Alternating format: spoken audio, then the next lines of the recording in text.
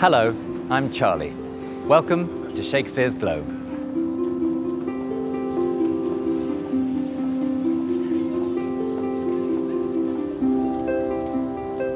It's an incredible building.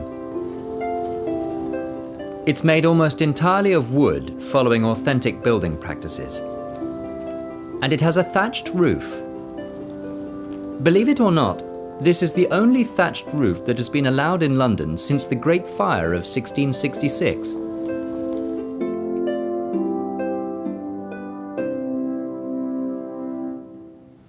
In fact, it's almost exactly the same as the original theatre.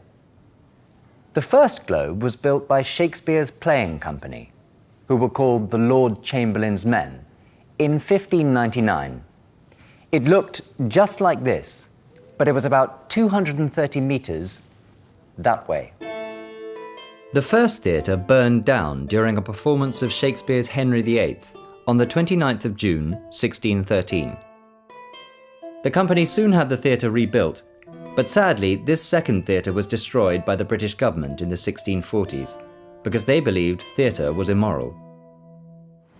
This site was almost completely forgotten about for almost 300 years, until an American called Sam Wanamaker tried to find it in the 1950s. Sam Wanamaker was an actor.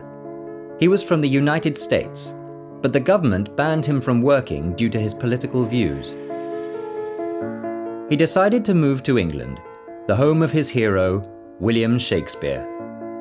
He started performing in Shakespeare plays all over the UK, especially in Stratford-upon-Avon, Shakespeare's birthplace. Eventually, Wanamaker followed his hero's footsteps and came to London.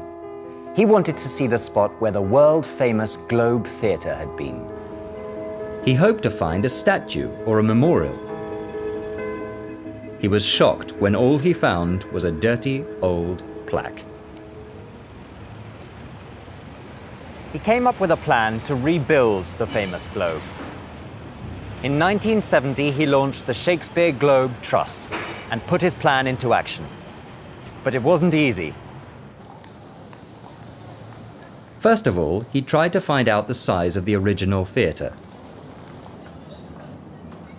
But the owners of the site refused to have an archaeological survey carried out.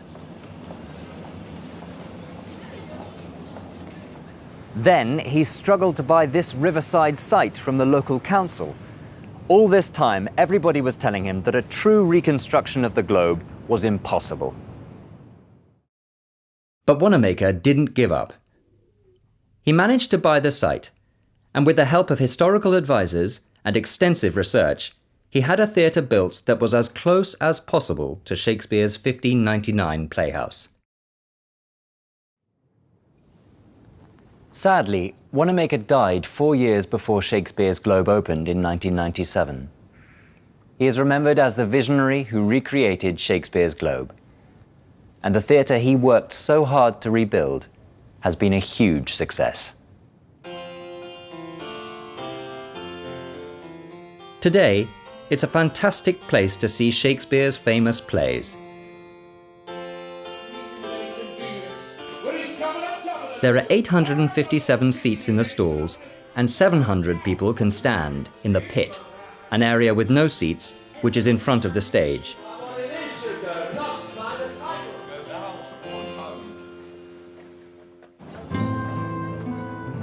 Attached to the outdoor theatre is a modern building. The Globe Exhibition and Tour is here, housing the largest permanent exhibition on Shakespeare in the world. This explores the life of Shakespeare and recreates the London he lived in. There's also going to be a new indoor theatre. Like the Globe, this theatre will look and feel like a theatre from Shakespeare's time. It will be made from oak and have beautiful Jacobean designs on the walls. Plays here will be lit by candlelight, giving the theatre an authentic Shakespearean atmosphere. And can you guess what it's called? It's the Sam Wanamaker Playhouse, in honor of the man who made all of this possible.